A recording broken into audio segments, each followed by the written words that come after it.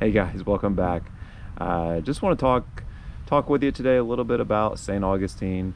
I know I've got a couple of videos up on the channel. I want to talk to you today a little more in depth about, what is the right height to cut St. Augustine grass? And it's a bit of a complex question, I'll be honest. I've been in this house for almost 10 years, and every year I feel like I learn something new, about St. Augustine and just maintaining the turf.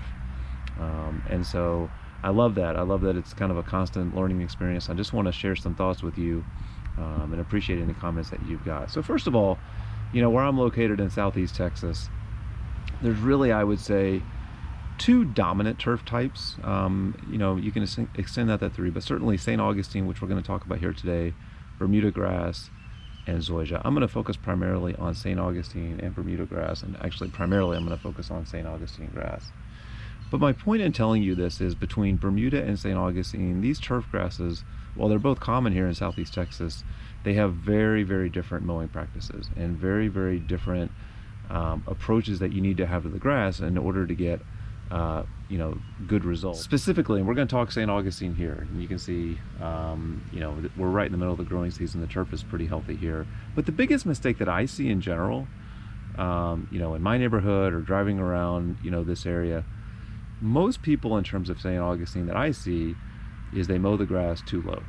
I think a lot of people sort of view various grass types on an equal level, and they figure, I kind of want the golf course look, and it's understandable, right? I mean, any type of turf, even a patch of weeds, when you mow it low initially, it looks nice, but longer term, this is really not the best approach for St. Augustine. So talking about that, what is, if the biggest problem that we see is that most people cut this grass too low, what's the right number?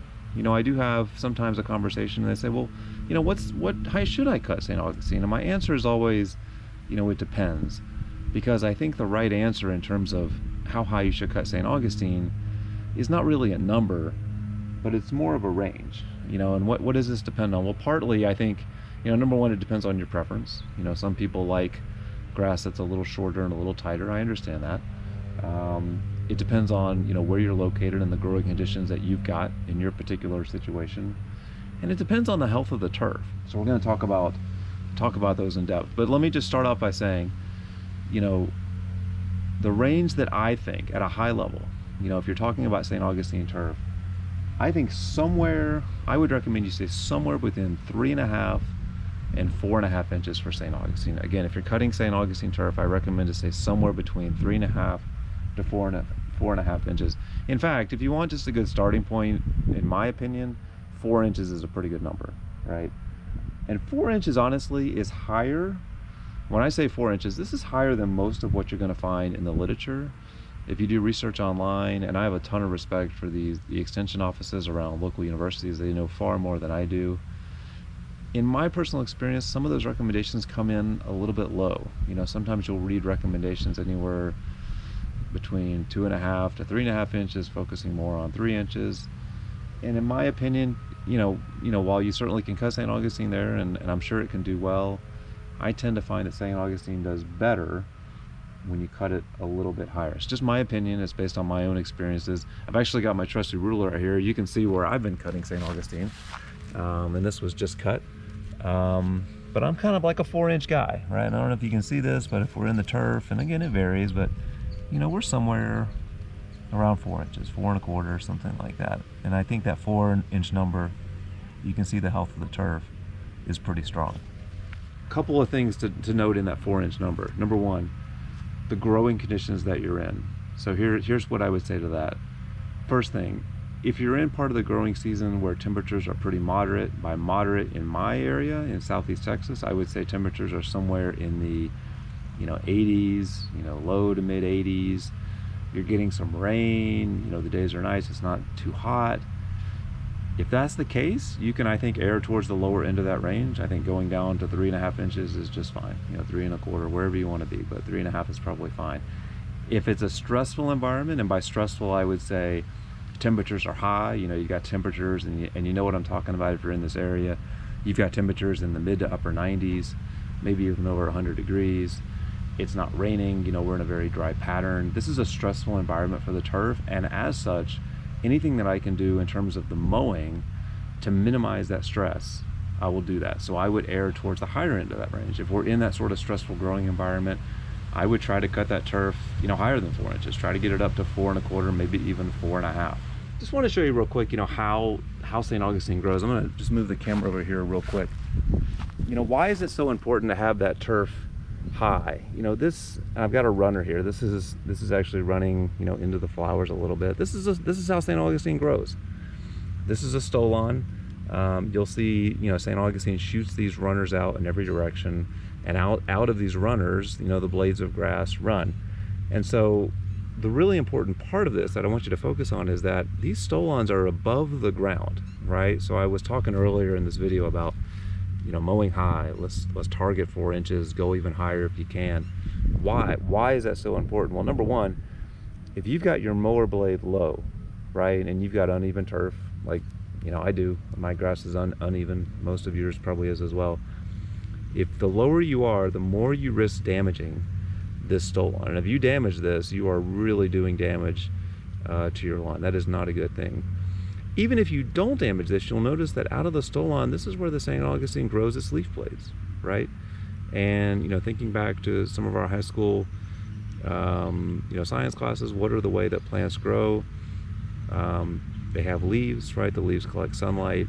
The sunlight, they're able to make food and therefore create energy for the plant. So it goes to reason that the more of these leaf blade surfaces are out there, the more sunlight that it can collect is a good thing. So really at a micro level, what we're trying to do by mowing high is we're trying to protect this turf. We're trying to protect that stolon. We're trying to let it grow as much as it can. The more it can grow, the more it can shoot off these grass blades.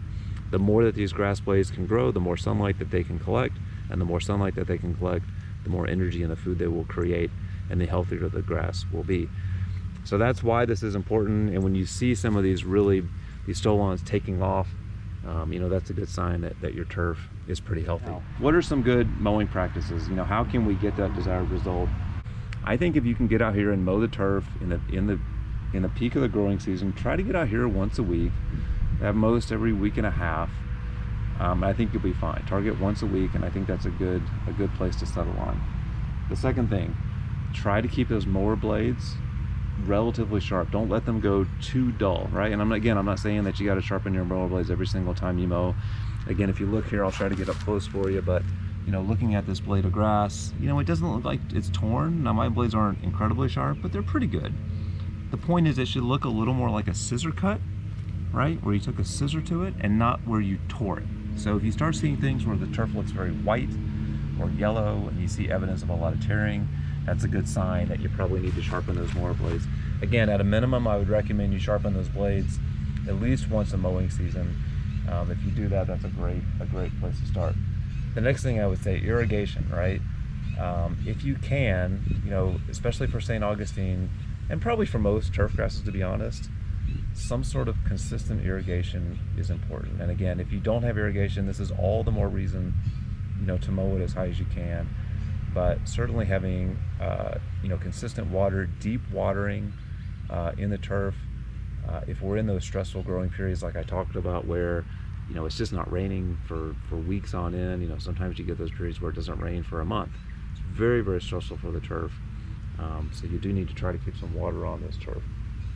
And again, just a quick thought about fertilizers and herbicides. I'm actually of the opinion, I really try to minimize, right? The turf that you're looking at here today, honestly, I haven't fertilized it this year. And I really try to focus more on the soil health in my mowing practices rather than, you know, pounding it with fertilizer. I tend to think you need far less fertilizer than is commonly led to believe. I don't put any sort of herbicides out here. I'm of the belief that a healthy St. Augustine yard, when it is longer and it is thicker, it's actually the best weed preventer I could possibly have out here. It's far better than any sort of chemical I could throw on the turf.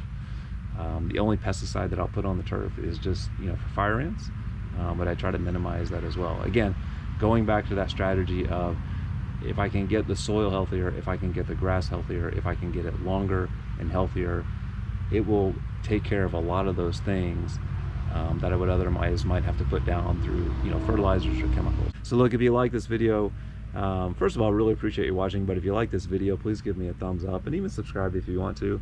And listen, if you subscribe to the channel, let me know in the comments. Really appreciate you supporting the channel as we continue to make new content. So anyways, if you're growing grass in Southeast Texas, whether it's Bermuda or St. Augustine or Zoysia, whatever you are, I wish you the best of luck, and we'll see you next time.